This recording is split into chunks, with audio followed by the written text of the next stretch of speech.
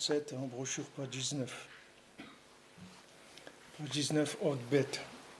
Veze Haïman de Ba'alimeve Chassida, de Ba'alimeve Chassida. De Kayem Bilé de Brachot. Alors la Gemara dit que celui qui veut être un chassid, il doit faire attention aux brachot, c'est-à-dire apprendre bien comment on fait les brachot. Qu'à l'idée à bracha, ma'alet nefesh kamal. Parce qu'en faisant la bénédiction sur quelque chose qu'il va consommer, avec ça il va élever l'âme qui se trouve dans la chose, dans la nourriture. Venimshach chesed prinat gomen nafsho ish chassid. Donc avec ça il amène de la bonté, comme c'est écrit que un homme qui est chassid, il est gomel nafsho, c'est-à-dire quand quelqu'un il mange, il fait attention aux brachot, alors il est gomel nafsho, c'est-à-dire il donne à manger à son âme. Nimtsa shalidé à brachot ou chassid. Par les brachot, c'est un chassid. Mais c'est amroula mille de avot. Et il y en a qui disent non, c'est pas au brachot, c'est milliers des avot, c'est-à-dire il y a des pirkei avot. Alors qu'est-ce que c'est que milliers des avot? C'est-à-dire qu'il applique ce qui est écrit dans le pirkei avot, qui car brachot imprinat avira d'Eretz Israël.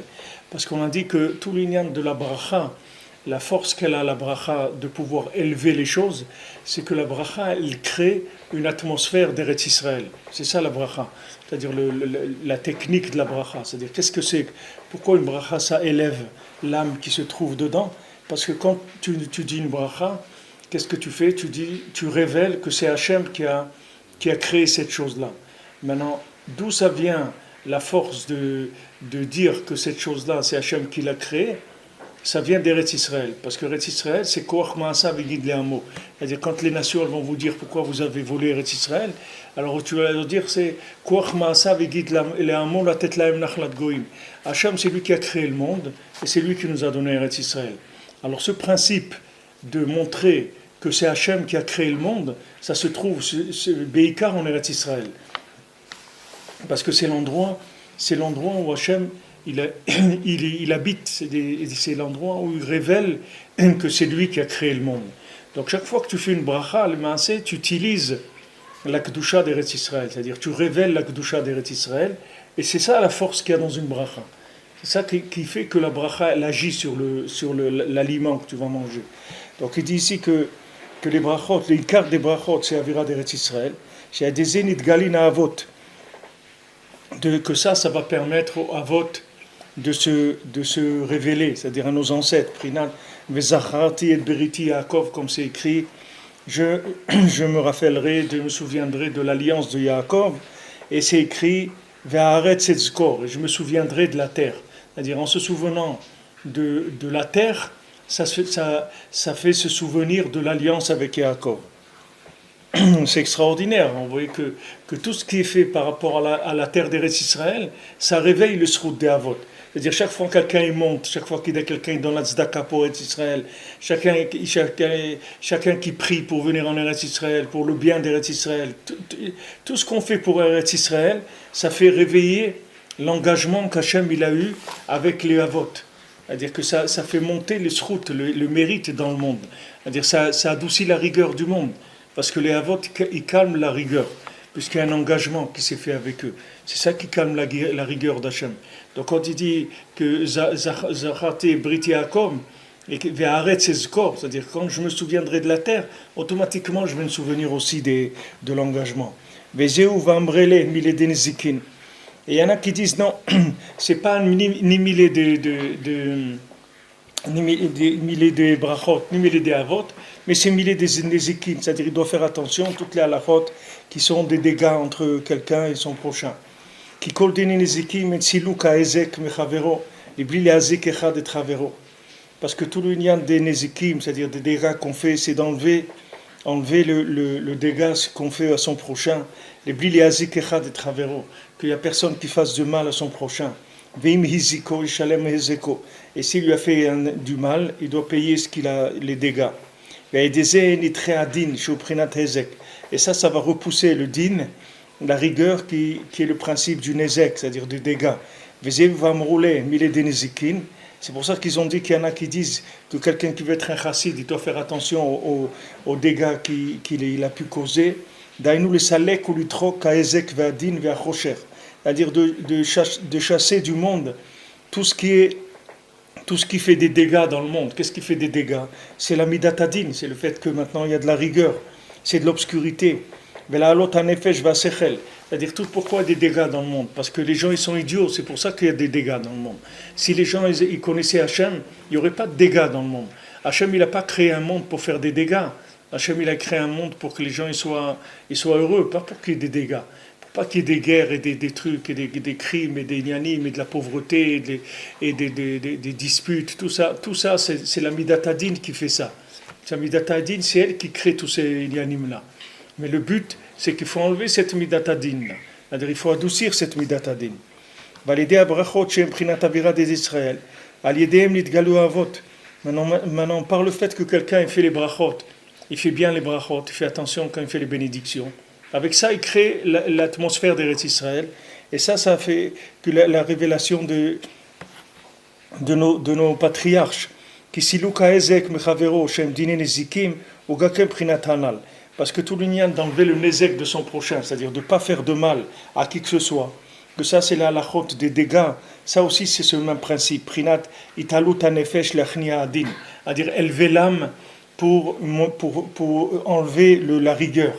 Qui a maman nous shoresh nefesh, parce que l'argent c'est la racine de l'âme de quelqu'un, comme on va bedivra benuzal, comme Rabbeinu l'a dit dans la Torah Nuntet. Vezem rumaz gam b'ma'amar anal. Et ça aussi il y fait allusion dans cette Torah, shekatav sham she'alidei tzedaka ma'alim hanefesh, que par la tzedaka on élève l'âme. Qui a ani chashuv kemet me'achar she'en lo mamon le'achiot nafsho, parce qu'un pauvre il est considéré comme un mort. Puisqu'il n'a pas d'argent pour se nourrir, c'est-à-dire pour donner de la vitalité à son âme. Qui a maman d'Igdusha ou Shoresh Nefesh.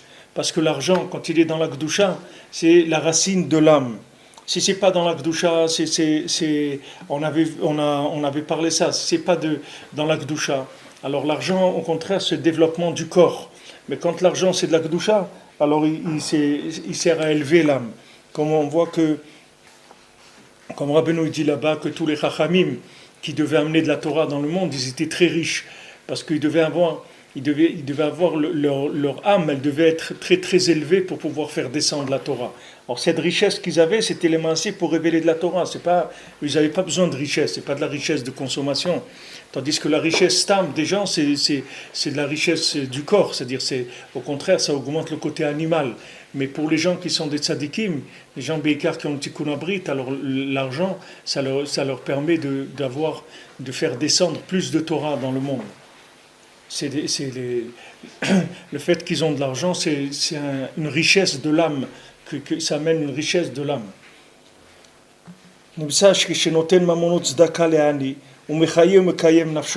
Maintenant, quand quelqu'un il donne de la tzedaka à un pauvre, alors il donne de la vitalité, et il permet au pauvre de se maintenir. Alors tout celui qui maintient une âme du âme Israël, c'est comme s'il maintenait le monde entier. Parce que l'argent c'est l'âme.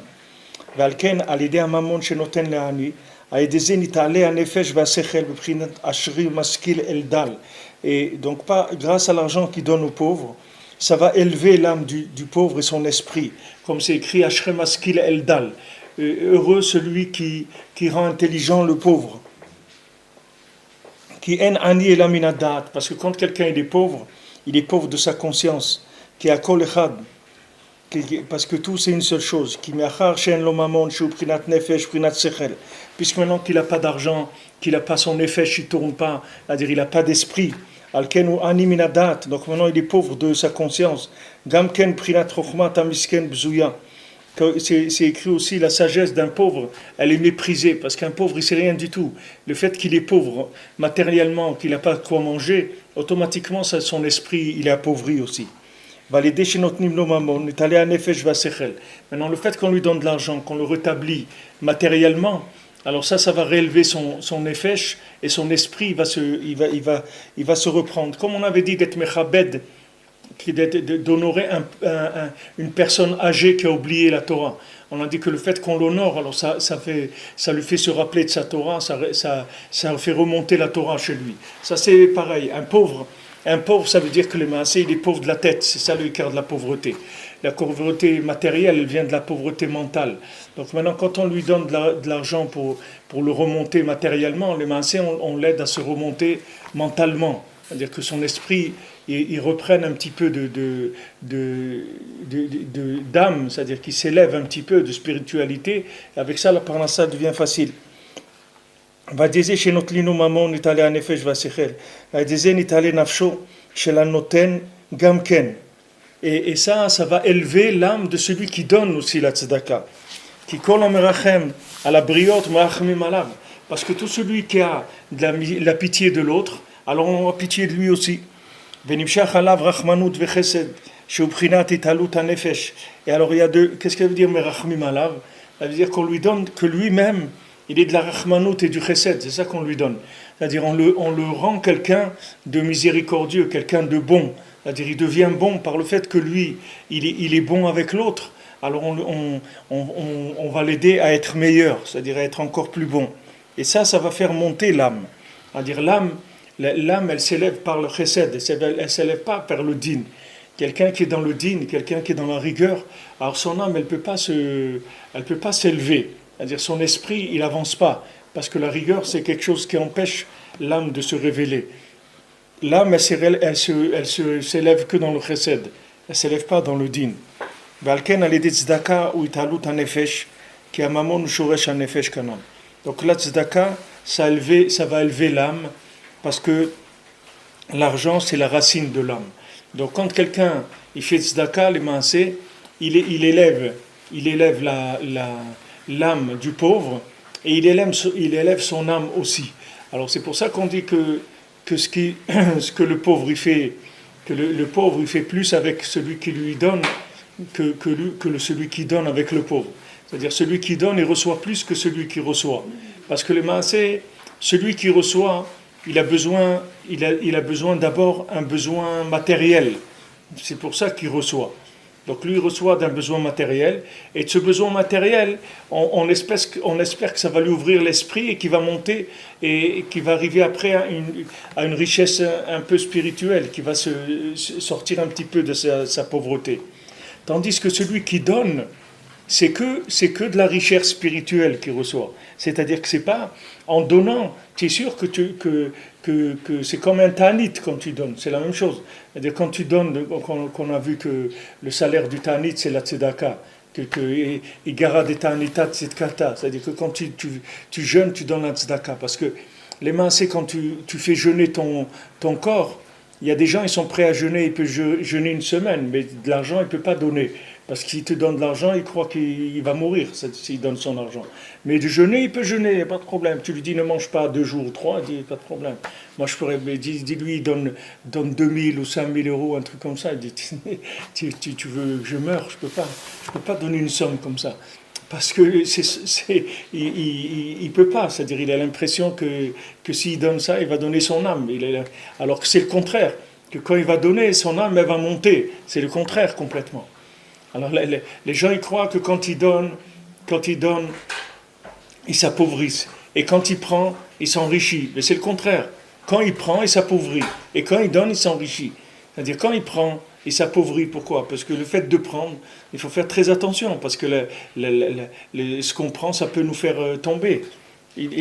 Hachem, il veut donner la richesse à tout le monde. C'est pas que Hachem, non seulement il veut, mais Hachem, il a besoin qu'on soit riche. C'est pas que rien qui veut donner. Hachem, il a besoin que tout le monde soit très riche. Pourquoi? Parce qu'Hachem, il a des grands projets dans le monde. Et il a besoin de gens qui aient beaucoup d'argent pour faire ses projets. Mais comme il sait que s'il lui donne de l'argent, ce monsieur-là, il ne va pas faire ces projets-là. Il va perdre sa tête.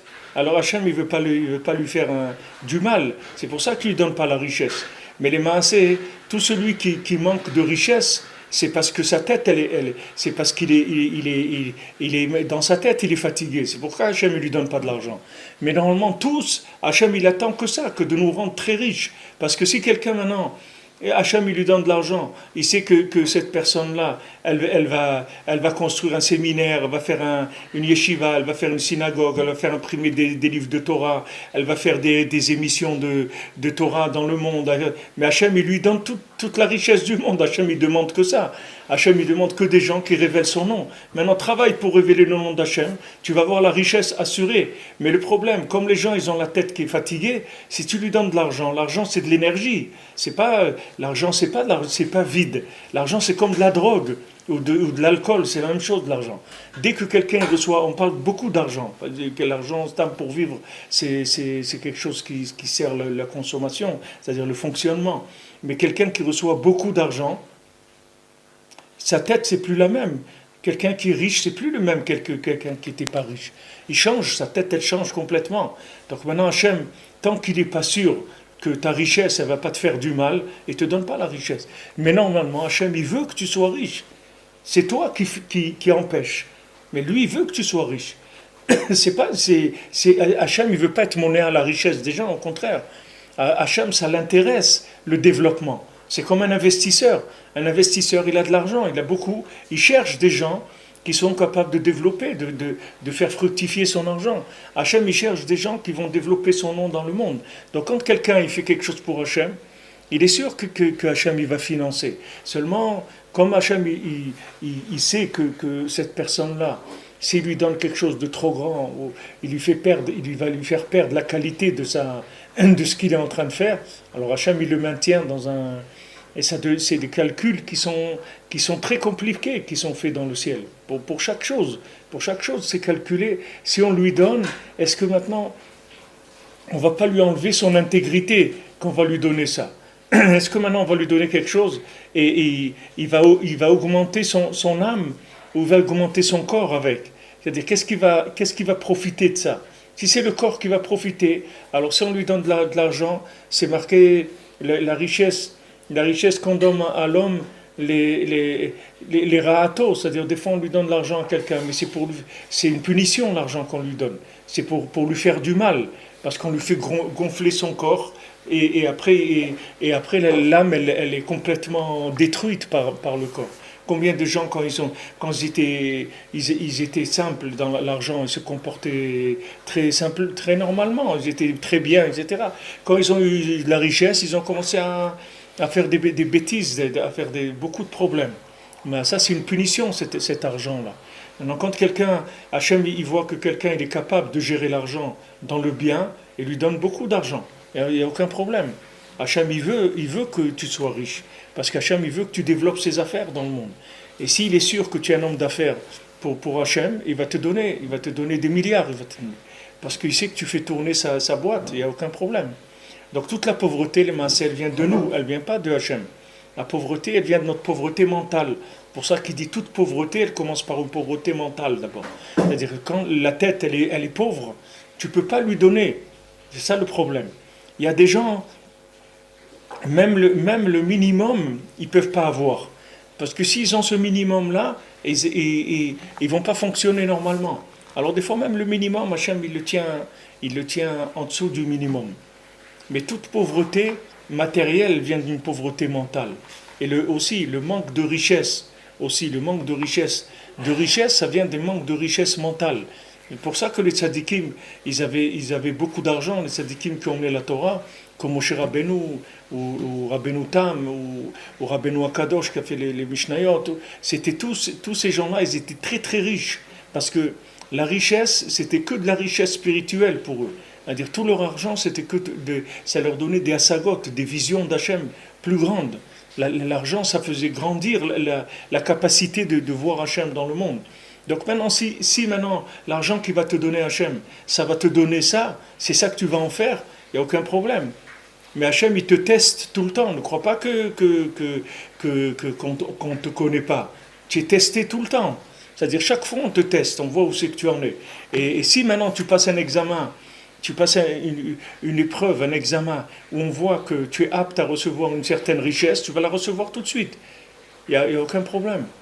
Parce que dès que maintenant on t'a testé, on a vu que mentalement, tu es capable de gérer la richesse, c'est-à-dire que cette richesse-là, elle va créer une révélation d'Hachem dans le monde, comme il n'y a pas eu avant, parce que maintenant tu vas faire quelque chose pour Hachem de spécial, que tu vas aider son nom à grandir, Hachem il te donne tout de suite, il n'y a aucun problème. Mais il te teste. Donc maintenant, quand quelqu'un il est pauvre, ou il a pas, ou même s'il n'est pas pauvre, mais il n'est pas riche, il faut qu'il sache que ça dépend de lui, ça ne dépend pas d'Hachem. Parce qu'Hachem, Hachem c'est un investisseur et il cherche des affaires dans ce monde. Il cherche des hommes d'affaires capables de développer ses affaires dans le monde. Hachem, il veut ça.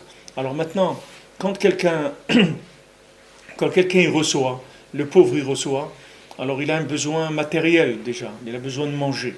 Maintenant, on se dit que Mistama, pourquoi dans sa tête ça ne fonctionne pas bien et tout, parce qu'il n'a pas de quoi manger et tout. Maintenant il va faire un bon repas, tout ça, ça va le calmer. Et après il va évoluer, il va aller vers autre chose. C'est pour ça qu'on lui donne la tzedaka.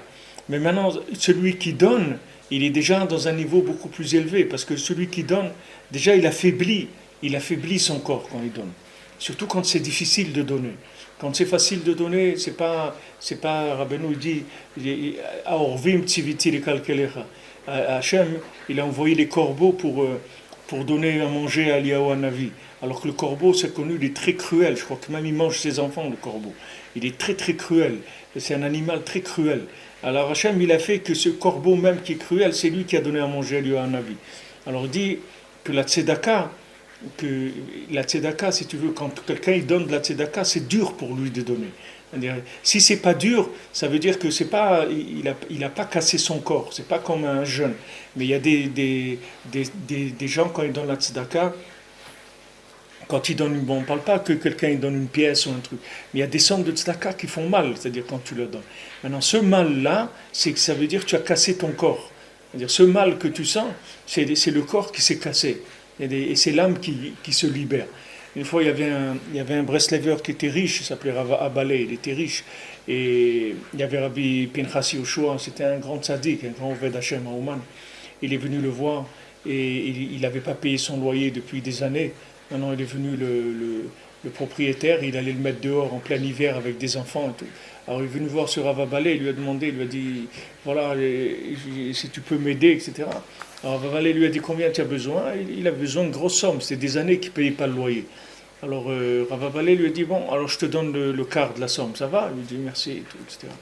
Alors il sort, et quand il arrive à côté de la porte, Rav Abalé il l'appelle, il lui dit, reviens. Il lui donne encore un quart. Il lui dit, maintenant voilà, tu as la moitié. Il vient. Il dit, très très bien, et tout, il part. Il appelle encore, il dit, viens. Il lui donne encore un quart. Et comme ça, 4 fois, il a appelé, il lui a donné toute la somme. Et il a dit, je ne pouvais pas te le donner d'un coup. Il dit, je ne pouvais pas, c'est impossible. Je devais casser d'abord, encore casser. C'est pour ça que c'est écrit pour la tzedaka, patoar tiftar, c'est écrit dans la Torah. Ouvrir, tu ouvriras. Pourquoi c'est écrit patoar tiftar? Parce que c'est dur, tu ne peux pas ouvrir d'un coup, c'est difficile. C'est-à-dire que maintenant, quand quelqu'un il ouvre, alors ça s'ouvre plus. Mais si quelqu'un il veut ouvrir beaucoup d'un coup, il ne va pas arriver. Alors il ouvre, et après ça ouvre. Après ça ouvre, et comme ça la personne elle rentre. Mais il faut savoir que quand on donne la tzedaka, c'est comme il a dit cette personne-là qui écoute dans Internet, les jours qui a envoyé cette remarque, il a dit la tzedaka, c'est le tikkun des mains. C'est-à-dire que quand maintenant tu donnes la tzedaka, qu'est-ce que tu fais? Tu fais parler tes mains. C'est-à-dire tu prends le dibour qu'il y a dans les yadaïm. Parce que maintenant, Esav, qu'est-ce qu'il fait? Il prend. C'est ça, Esav. Esav, il veut tout prendre. Tu me prends, il veut tout prendre. Il voulait tout prendre à Yaakov. Il a dit j'ai rave, moi j'ai beaucoup, moi je veux tout prendre. C'est ça qu'il veut, Esav. Donc maintenant, quand tu donnes, tu vas vers Kol Yaakov, parce que tu casses le côté de Esav. Tu casses le corps, les maasés. Alors c'est pour ça qu'on dit que le salaire du Ta'anit, c'est la tzedaka. Et souvent dans les Sfarim, c'est écrit que quand tu ne peux pas jeûner, tu donnes la tzedaka. Par exemple, quelqu'un, si il a fait tomber ses tefilin. Maintenant, il n'a pas la force de jeûner. Alors, il donne la tzedaka. Parce que l'un, ça compense l'autre. Parce que donner la tzedaka, c'est aussi appauvrir son corps.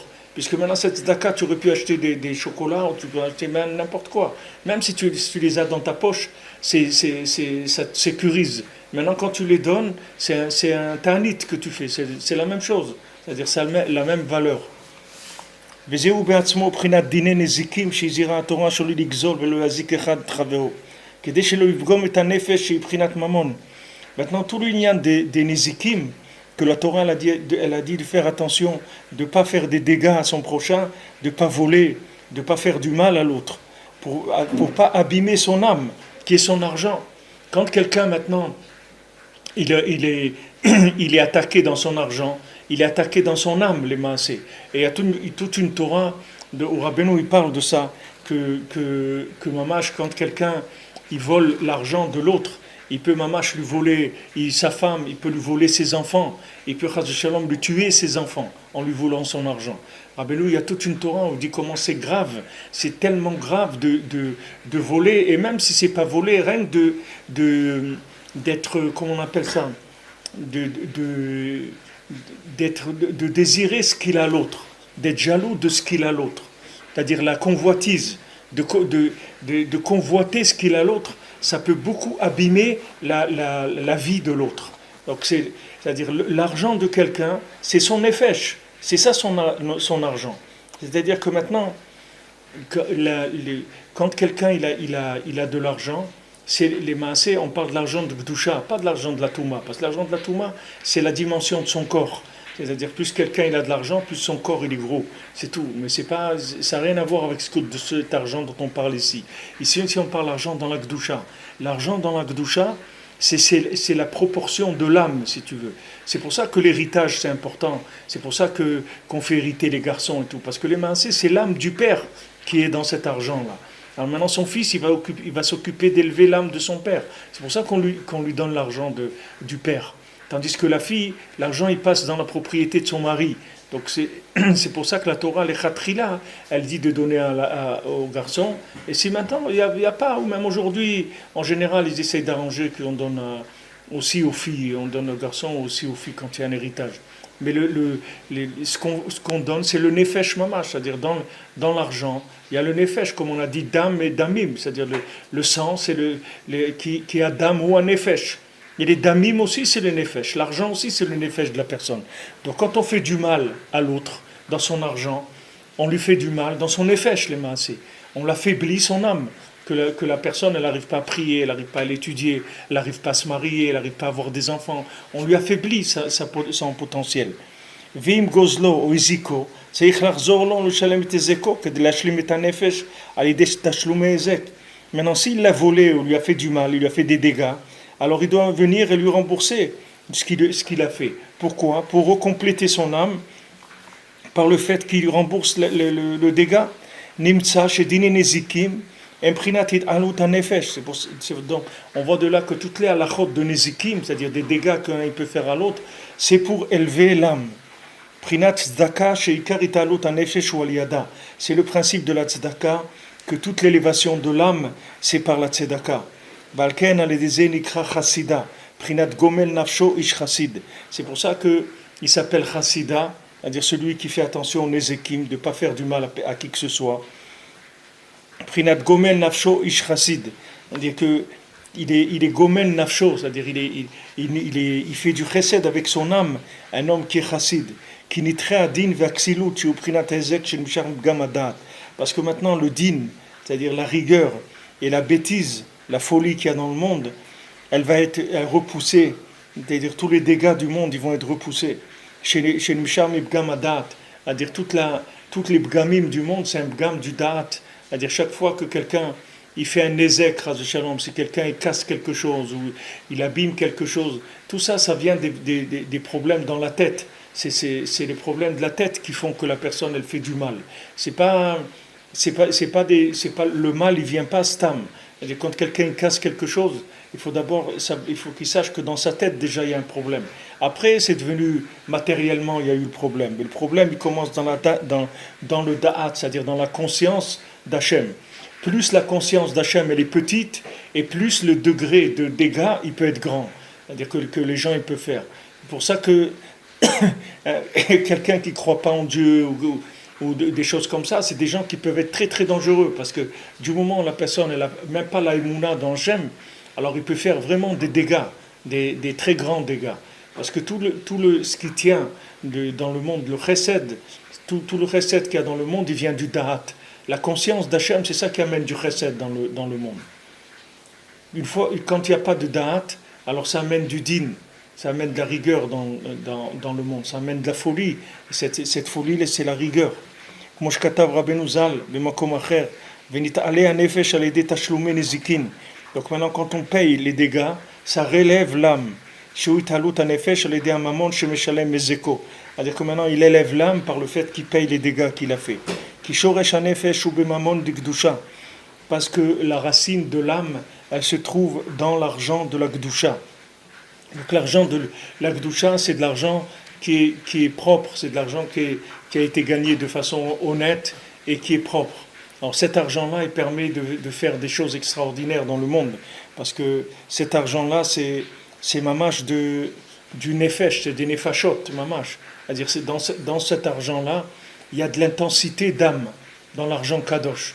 Alors que dans l'argent qui est tamé, c'est de l'intensité du corps qu'il y a. C'est-à-dire que celui qui utilise cet argent-là, ou qui mange du manger qui vient de cet argent-là, ça lui augmente l'intensité du corps. Quand l'argent il n'est pas cachère, ça fait augmenter le côté animal dans la personne. וזה מרומז גם כן במאמר הנזכר, מה שמובא שם במאמר רבותינו ז"ל, על פסוק אוכלי עמי יאכלו לחם. Et ça aussi, c'est fait allusion dans le pasuk que Rabbeinu l'amène dans la Torah. Achlu ami, ochlu lechem. Ochle ami, c'est-à-dire des gens qui mangent le manger de mon peuple, c'est-à-dire ils enlèvent le pain de mon peuple. Rav Amar Eloi Dayanim. Rav, il a dit, c'est les Dayanim, les juges qui ne sont pas valables, c'est eux qui empêchent la parnassa de venir dans l'âme Israël. Eloi Dayanim, Hainu Rivdin. C'est-à-dire qu'on avait dit Vridin, que les Vridin, c'est les veines dans lesquelles il passe le sang. Et les Dayanim, c'est Rivdin, c'est-à-dire qu'ils font le din sur les disputes, c'est des gens qui tranchent dans la dispute. Shenan Ma'alim et Nefesh, c'est-à-dire ces Dayanim-là, ils élèvent pas l'âme. Pourquoi ? Parce que quand ils ont un jugement, alors le jugement qu'ils font, il n'est pas valable. Donc quand le jugement n'est pas valable, l'âme qui devait s'élever, elle ne s'élève pas. Par exemple, il y a deux personnes qui viennent. Un, il dit, tu me dois 100, l'autre, il me dit, non, c'est lui qui me doit 100. Maintenant, il décide, il dit, bon, c'est toi qui vas lui payer, tu lui payes les 100. Maintenant, s'ils se sont trompés, alors un, il a payé à l'autre ce qu'il ne devait pas payer, et l'autre qui devait recevoir, il n'a pas reçu. Alors, ils ont empêché, ils ont fait ils ont fait une bifurcation des éléments, parce que cet argent, il devait aller chez l'autre, pas chez celui-là. L'argent, s'ils se sont trompés, les Dayanim, alors ils ont fait comme le shochet qui vient pour faire la shrita, qui empêche l'âme de monter vers l'humain, qu'elle reste bloquée dans l'animal. Remez la shochatim, ça fait allusion aussi au shochatim, comme Rabbeinu l'a dit, on l'a vu dans la Torah. Valpianal, zougam ken prinat dayanim kipshuto. Il dit c'est les dayanim aussi kipshuto, c'est-à-dire mamash les juges, qui a dayanim keshem hagunim vedanim bishpat tzedek, benish lerehu. Parce que quand les dayanim ils sont valables et ils font un jugement juste, équitable entre chacun et son prochain, que chacun ne vole pas l'autre, il ne fasse pas de mal à l'autre, par ça ils élèvent et ils complètent l'âme. Par les dinim de mamonot qui font comme il faut, c'est-à-dire ils jugent les yanim d'argent comme il le faut. Qui a mamon ou un nefesh. Parce que l'argent, c'est le nefesh. Alken dîner mamonot bishlosha. Zeprinat shlosha avot. C'est pour ça que le dîner mamonot, il faut 3 dayanim. Il ne faut pas 2, il faut 3. Pourquoi ? Parce que c'est les 3 avot. C'est-à-dire on a besoin d'Abraham, Yitzhak et Yaakov. Kilet rabim pachot mitlat de inuna vahan. Parce qu'il n'y a pas un nombre. C'est-à-dire on ne peut pas parler d'un rabim, c'est-à-dire de nombreux, tant qu'il n'y a pas 3. 3, c'est le minimum d'un nombre. Et 3, c'est les avot, comme on voit dans Tikkunim, comme c'est écrit dans les Tikkunim. Kalidé Hadayanim, c'est-à-dire dans Tikkun Zohar. Kalidé Hadayanim Shedanim, Dine Mamonot Kaogen. Parce que maintenant, quand les juges ils font des jugements valables sur les dinim d'argent, Nitre Hadin, la rigueur elle est repoussée. Venitale Anefesh Shorsho Bemamon. Et il y a une élévation de l'âme dont la racine se trouve dans l'argent. Et ça fait une révélation des patriarches dans le monde qui viennent protéger le monde. Pour ça qu'il faut qu'il y ait 3 dayanim, 3 juges. Qui a dayanim ikar dinehem urak al yedei avira d'Eretz Israël, sheu markim. Parce que tous les dayanim, comment ils peuvent juger? C'est que par l'ère d'Eretz Israël, que l'ère d'Eretz Israël, il est markim. C'est-à-dire l'ère d'Eretz Israël, ça donne de la sagesse, ça donne de la chokhma. Shemisham mekablim ikar chokhmat elokim bekirbam lasot mishpat. Parce que c'est de là-bas qu'ils reçoivent la sagesse d'Hachem pour pouvoir faire le jugement. Comme c'est écrit pour Shlomo. Shlomo, quand Shlomo HaMelech, il a demandé à Kadosh Baruch Hu la chokhma pour pouvoir juger le peuple. C'est ça qu'il a demandé, Shlomo HaMelech. Quand Hachem il a dit qu'est-ce que tu veux, il dit je veux la chokhma. Il a dit pourquoi? Il dit je veux la chokhma pour pouvoir juger le peuple. Je veux cette chokhma là qui permet de juger. Alors Hachem il lui a dit puisque c'est pour ça que tu veux la chokhma, je vais te donner la chokhma comme jamais personne n'a eu. Je vais te donner de la richesse comme personne n'a eu. Parce qu'on voit pourquoi c'est lié. C'est-à-dire la richesse qu'il lui a donnée, c'est pour lui augmenter sa chokhma. C'est-à-dire c'était lié. C'est pas qu'il lui a donné la chokhma, il lui a dit aussi je vais te donner la richesse. C'est lié. C'est-à-dire quelqu'un qui a la chokhma, en même temps, il a la richesse pour pouvoir atteindre ce degré de sagesse-là. C'est pour ça que c'est une terre, c'est écrit en Eretz Israël, tu ne mangeras pas le pain dans la pauvreté en Eretz Israël, parce que c'est une terre de richesse. C'est une terre de richesse, puisque c'est une terre de chokhma. Donc si c'est une terre de chokhma, ça veut dire qu'elle est riche, que les gens qui sont en Eretz Israël, ils sont riches. Ils ont même mamash dans le truc, j'ai vu qu'ils disent que je ne sais pas combien dans les 200 plus grandes fortunes qu'il y a dans le monde, je crois qu'il y a 20 Israéliens ou un truc comme ça. C'est-à-dire 10% des plus grandes fortunes, ils sont en Israël. Mais à part ça, à tous les niveaux, c'est-à-dire celui qui est en Eretz Israël, il se sent rassasié. C'est-à-dire la richesse qu'il a, c'est que se sent rassasié, Rabbeinu il dit. C'est-à-dire, ça veut dire que quand tu es en Eretz Israël, tu te sens rassasié, la terre elle rassasie. La chokhma qu'il y a, elle rassasie l'individu. Qui a sur la donne qui alors c'est dit qui a sur la donne qui im smuchim ve en smuchim ela beretz Israël. Parce que maintenant ils n'ont droit de juger que des smuchim, c'est-à-dire des gens qui ont la smicha de pouvoir juger, c'est-à-dire qui ont leur approbation, qui ont reçu une smicha qu'ils peuvent juger. Et maintenant la smicha, c'est qu'en Eretz Israël. C'est-à-dire le lien de smicha, c'est-à-dire quelqu'un il reçoit la smicha qu'en Eretz Israël. Vanan shlichuta de kamai avidnan, comme voit Besefer Choshen Mishpat. Et nous, qu'est-ce qu'on est? On est les envoyés de ceux qui avaient avant nous, c'est-à-dire que du Sanhedrin, qui était en Eretz Israël, qui était à côté du Beth Amikdash. Tous les Tayanim ils disent ça. Nous on est envoyés du Sanhedrin, on fait le travail du Sanhedrin de juger les gens. Nimsa sheikar hamishpat shel hadayanim mekablim rak be'eretz Israël, rak me'eretz Israël shesham ikar hasmicha. Donc toute la possibilité que les Dayanim ils ont de juger, ils ne reçoivent que d'Eretz Israël. Que c'est en Eretz Israël le quart de la possibilité de smicha, c'est-à-dire de transmettre cette chokhma. Qui a Dayanim ma'alim gamken tanefesh, vedochim adin. Parce que les Dayanim, les juges qui sont valables, ils élèvent l'âme, ils repoussent la rigueur. Ou mamshichim chesed, ils amènent de la bonté. Ki sheyesh din lemata en din lemala.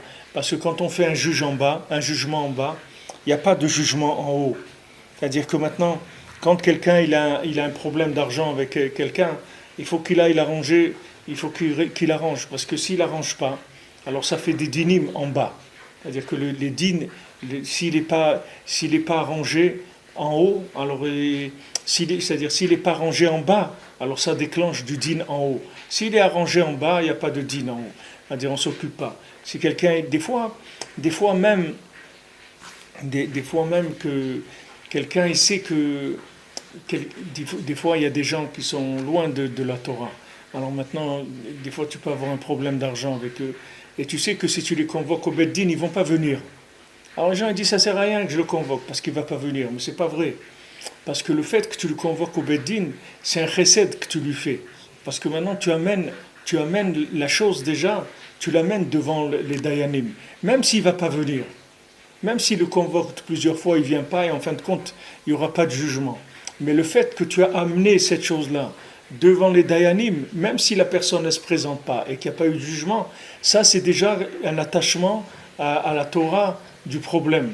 Et ça même, ça adoucit la rigueur. Et ça c'est un bienfait que tu fais même à la personne qui te doit l'argent, s'il te doit de l'argent. Le fait que maintenant tu amènes au Beddin, ça veut dire que maintenant tu attaches le problème avec les Dayanim, avec la Torah. Ça même c'est un chesed que tu lui fais, même si tu sais il ne va pas venir. Et peut-être qu'il viendra, tu ne peux pas savoir. Mais en tout cas, même s'il ne vient pas, il y a quelque chose qui se passe. C'est important. Venitre adin, venimshach chesed. Donc la rigueur, elle est repoussée et il y a de la bonté qui vient dans le monde. Vekolze naasera kaliede avira d'Eretz Israël. Tout ça, ça ne se fait qu'avec l'air d'Eretz Israël. Alken ikar adanayinim midina urak smuchim d'Eretz Israël.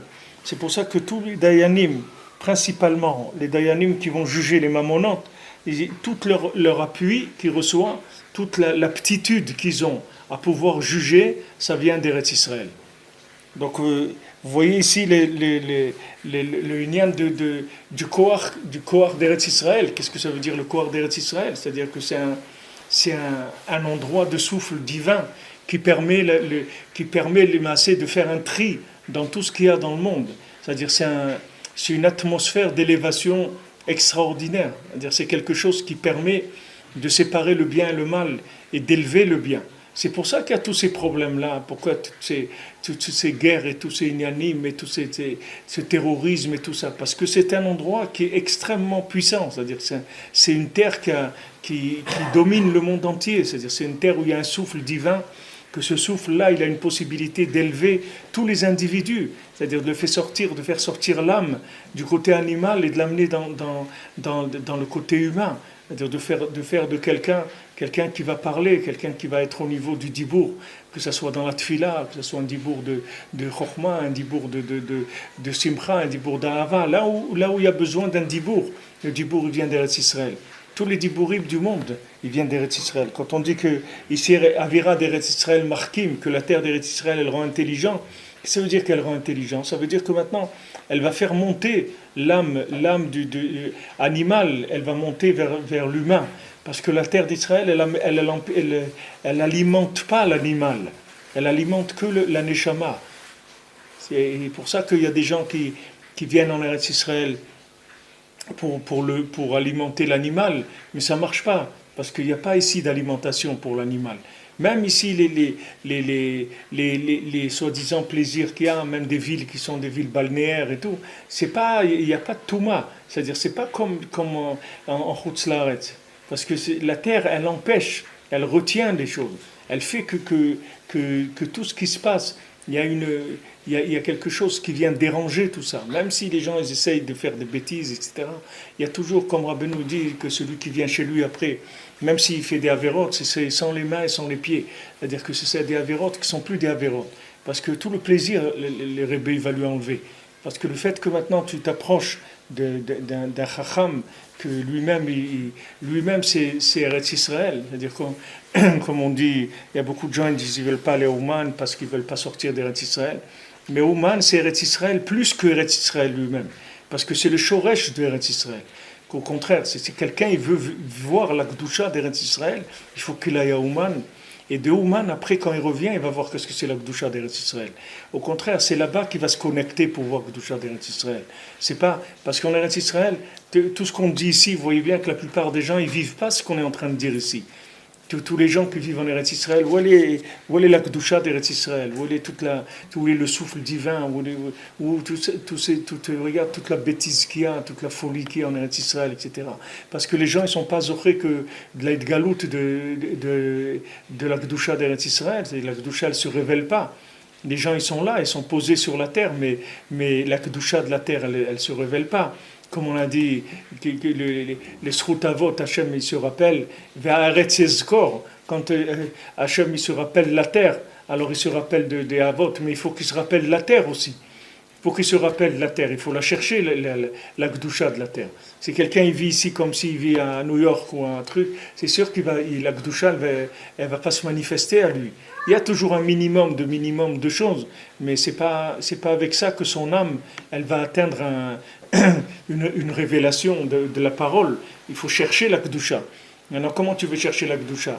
Si maintenant tu as des blocages qui viennent depuis avant que tu naisses, ou des autres Gilgulim et tout, tu as besoin d'un traitement d'abord. Alors quand tu vas au Man, tu fais un traitement, c'est-à-dire le Rebbe te fait un traitement par rapport à ta Neshama, et te déconnecte ta Neshama de la Touma, il te branche ta Neshama sur la Gdusha, il te fait goûter la racine même d'Eretz Israël, comme c'est écrit Tzadikim Yershuaretz, que les tzadikim ils héritent de la terre d'Eretz Israël. Rabbi nous dit, chez tzadikim zochim, chez makom kvuratam, Ikdusha ou kadosh bekdusha Eretz Israël. C'est-à-dire que l'endroit où le tzadik il est enterré, il est kadosh avec la kdusha d'Eretz Israël. Et Rabbi nous il a dit, son kever, c'est le shoresh d'Eretz Israël. C'est-à-dire que maintenant, quand tu vas là-bas, tu vas dans la racine. Et après, quand tu reviens en Eretz Israël, ou tu viens en Eretz Israël, maintenant tu as la possibilité de révéler le côté Kedusha, le côté sensible. Là-bas, à Ouman, tu vois pas beaucoup de choses, parce que ce sont des choses qui sont très profondes, et qui sont dans des racines, tu vois pas. C'est-à-dire, si quelqu'un il savait qu'est-ce qui se passe quand il va à Ouman, mais tous les jours il serait en train d'aller, tous les soirs il reviendrait, tous les jours il irait. Si quelqu'un il savait qu'est-ce qui se passe, s'il voyait, s'il se rendait compte de spirituellement ce qui se passe. Mais comme on est dans un corps qui ne peut pas concevoir ces choses-là, la même chose que le corps, il y a des choses qu'il ne peut pas concevoir, même physiquement. C'est-à-dire, par exemple, tes yeux, ils ont une limite. Si tu regardes dans le ciel, tu vas voir un avion qui passe, tu vas voir un petit truc qui bouge. Tu peux voir les gens qu'il y a dedans, tu peux pas voir. Ton œil, il est limité, il ne voit pas à travers les murs, il est comme il est, c'est tout. L'œil, il a ses limites dans la distance, dans tout. Maintenant, le corps, il a une limite dans ce qu'il peut vivre comme tikkunim. Il y a des tikkunim que le tzaddik fait, que ton corps, il n'est pas du tout conscient de ce qui est en train de se passer. Bichlal, il ne voit pas du tout. Il ne voit pas. Quand il y a eu le maasé de Rav Shmuel Horowitz à Purim, que Rav Shmuel Horowitz il habitait 3 ans à Ouman, à l'époque où c'était fermé, où il y avait les rideaux de fer, il est rentré Bemesirut Nefesh, il a risqué sa vie plusieurs fois, il y a tout un livre sur ça, où il raconte sa vie, et quand il a été à Ouman, il a pris des risques énormes, c'est-à-dire il a failli être tué des dizaines de fois. Il est resté à Ouman, il ne pouvait plus repartir, il est resté 3 ans à Ouman. Et c'était un Oved Hashem, il était tout le temps sur le Tsioun, et à Chatzot, etc. Alors une fois, ici, quand il est revenu à Yerushalayim, le jour de Purim, Rav Shmuel Shapira, que lui, il n'avait jamais été à Ouman, il n'était jamais arrivé à Ouman, il a essayé plusieurs fois, il est arrivé qu'à la fin de sa vie, la dernière année de sa vie, il a été à Ouman. Mais toute sa vie, il n'est pas arrivé à aller, parce qu'à cause il y avait des passeports et tout, il ne pouvait pas aller avec un passeport israélien, etc. Alors il lui a demandé le jour de Purim, qu'il a demandé à Rav Shmuel Horowitz qu'il lui vende il dit voilà, tu me vends un tikkun haklali et je te donne tout mon olam haba et toutes les mitzvot que j'ai fait, toute ma part que j'ai dans l'olam haba, de moi, de tous mes enfants, de toute ma famille, tout ce que j'ai, je te le donne. Je te donne tout et toi tu me donnes un tikkun haklali que tu as fait à Ouman. Alors Rav Shmuel Horowitz il lui a dit d'accord. Il lui a dit d'accord. Maintenant, le lendemain de Purim, Rav Shmuel Horowitz s'est réveillé, il a dit non, moi. Il a été au Beddin, il a emmené au Beddin. Et il a dit voilà, je lui ai donné hier un tikkun haklali. Et il dit voilà, mais j'avais bu des trucs et tout, mais je suis pas d'accord du tout, même s'il me donne tout. Et je peux te dire, le Olam Haba de Rav Shmuel Shapira, c'est quelque chose, c'est pas une petite affaire, c'était un très grand tzaddik. C'est-à-dire qu'il a dit non, je suis rosaire, je veux pas lui donner, etc. Et pourtant, lui, il en avait des centaines, il a vécu là-bas 3 ans. Il avait des centaines de tikkun haklali qu'il a fait sur le Tzion. Il lui a dit non, pour tout ton Olam Haba, il dit non, je te le donne pas. Pourquoi? Parce qu'il savait ce que ça voulait dire. Un petit peu. Il sentait un petit peu ce que ça voulait dire. Un petit peu. Pas un petit peu. Mais nous, on ne sent rien du tout. Nous, on ne peut pas sentir. C'est des choses qui sont trop élevées pour nous. C'est-à-dire, c'est des choses qui sont de la racine. Mais nous, par contre, en Eretz Israël, quand on a des applications, ça, on peut sentir. Parce qu'on voit comment on est dans la prière, dans l'étude, des mitzvot, etc. Les applications, on peut le sentir. Mais dans la racine, c'est très difficile de sentir les choses. Alors on voit que la Gdusha d'Eretz Israël, les Maasé, c'est tout le monde qui fonctionne que sur ça. Là on va rentrer dedans, comme Rabbi Nathan il nous emmène là-dedans, parce que lui, vous voyez toute la Torah, comment il a tout de suite axé dans les choses principales. C'est-à-dire que nous, quand on a étudié la Torah, on voit tous ces éléments qu'il y a. On voit quelque part Tzedaka d'Eretz Israël, truc et tout. On ne sait pas comment placer les éléments. Lui, maintenant, il te place les éléments et te dit, regarde, toute la Torah, toute cette Torah, elle est basée sur la Kedusha d'Eretz Israël. C'est tout, c'est ça la base de la Torah. Maintenant, tous les tikkunim qu'il y a là-bas, c'est des tikkunim qui viennent de la Kedusha d'Eretz Israël. Le tikkun du shochet, le tikkun du melamed, le tikkun de la tzedaka. Tous les tikkunim qui sont emmenés là-bas, c'est la Kedusha d'Eretz Israël. Parce que la Kedusha d'Eretz Israël, c'est elle qui révèle Hachem dans le monde. Quand on parle de révélation d'Hachem dans le monde, on parle de la sainteté de la terre d'Israël. C'est ça ce qui s'appelle révéler Hachem dans le monde. Puisque c'est l'endroit de sa maison. Dans sa maison, il se révèle, oui, quelqu'un il se révèle. S'il a une maison, il se révèle. C'est l'endroit qu'il a choisi pour sa maison. Ça veut dire que c'est ici que ça se passe. Tout se passe ici. Tout ce qu'il y a dans le monde, ça se passe d'abord ici. Et après, il y a des répercussions dans le monde. Mais toute la possibilité d'élever l'âme, c'est ici que ça se passe. Toute la possibilité de rentrer dans Olam HaDibour, c'est ici. Pourquoi toutes les prières du monde, elles doivent passer par Jérusalem ? Pourquoi il n'y a pas d'autres autoroutes pour monter en haut? C'est-à-dire le seul chemin qu'il y a, c'est ici. Il faut que tout ça passe par le Kotel. C'est-à-dire quelqu'un il est en train de prier au Japon, il faut que cette fille vienne jusqu'ici. Elle monte par le Kotel. Il n'y a pas d'endroit. Il n'y a pas d'endroit. L'accès de la prière, il n'est que ici, c'est tout. Il n'y a pas. Quelqu'un, il habite au Japon, il prie, il n'y a pas de problème. Cette fille-là, elle arrive ici, elle vient au Kotel et elle monte. Mais il n'y a aucune prière dans le monde qui peut monter si elle ne passe pas par là. C'est-à-dire c'est le seul chemin pour monter. Il n'y en a pas d'autre. Il n'y a pas d'autre accès. Pourquoi dans le Shulchan Aruch c'est écrit que quand tu pries n'importe où, tu dois te diriger vers Jérusalem? Pourquoi si tu te trouves n'importe où dans le monde, il faut que tu te diriges vers Jérusalem? Parce que c'est là où ta tefila elle va monter. C'est l'endroit où la tefila elle va monter. C'est-à-dire c'est l'endroit du contact entre les mondes supérieurs et les mondes inférieurs. Donc à cet endroit-là, il y a la possibilité à l'âme de se libérer de l'animal. Et la terre, elle travaille sur chacun. La terre, elle est active. La terre d'Israël, c'est une terre active. Si tu demandes à la terre d'agir sur toi, la terre, elle va agir sur toi. C'est-à-dire la terre, comme Rabbeinu rapporte dans une Torah, Eretz Ochelet Yoshvea, Rabbeinu dit que c'est une terre qui mange ses habitants. C'est-à-dire que maintenant, celui qui vit en Eretz Israël, la terre, elle le mange, elle le transforme. Shron Eretz Emuna. Tu habites en Eretz Israël, elle te transforme en Emuna. Elle te mange la terre. La terre, elle te transforme. C'est une terre qui est vivante. C'est une terre active, radioactive. C'est-à-dire elle travaille. C'est-à-dire elle a un effet sur l'âme. C'est-à-dire elle finit par casser le corps et faire sortir l'âme. C'est pour ça que c'est un petit peu difficile. C'est-à-dire les gens qui ont des situations, des fois, ou des postes, etc., à l'étranger, quand ils viennent en Israël, c'est dur pour eux un peu. Parce que la terre, elle casse. C'est une terre qui casse, c'est-à-dire elle casse le corps. Tout ce qui est extérieur, tout ce qui est choses qui est apparente, c'est des choses futiles, etc., la terre, elle casse ces choses-là. Parce que c'est une terre pour l'âme, pour révéler l'âme. Ce n'est pas une terre pour le corps. Elle n'est pas de faire du tout pour le corps. C'est une terre qui est faite que pour l'âme. Alors Rabbeinu dit que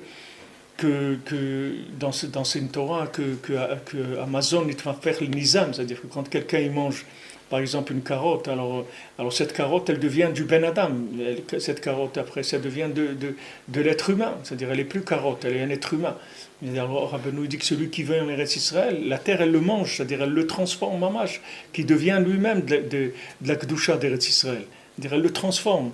À une condition, c'est qu'il le veuille, c'est-à-dire qu'il veuille être transformé. À ce moment-là, la terre, elle agit sur lui. Alors on va rentrer plus, Bezrat Hashem, il va nous parler aussi des brachot. Pourquoi on fait passer d'abord les fruits d'Eretz Israël? Pourquoi, quand on fait les brachot sur les fruits, on doit mettre en priorité les fruits d'Eretz Israël? Pourquoi la terre d'Israël, elle a été mishtabachat sur des fruits? C'est-à-dire qu'on a dit les 7 fruits d'Eretz Israël, etc. Bezrat Hashem, on rentrera de ça la semaine prochaine, dimanche prochain.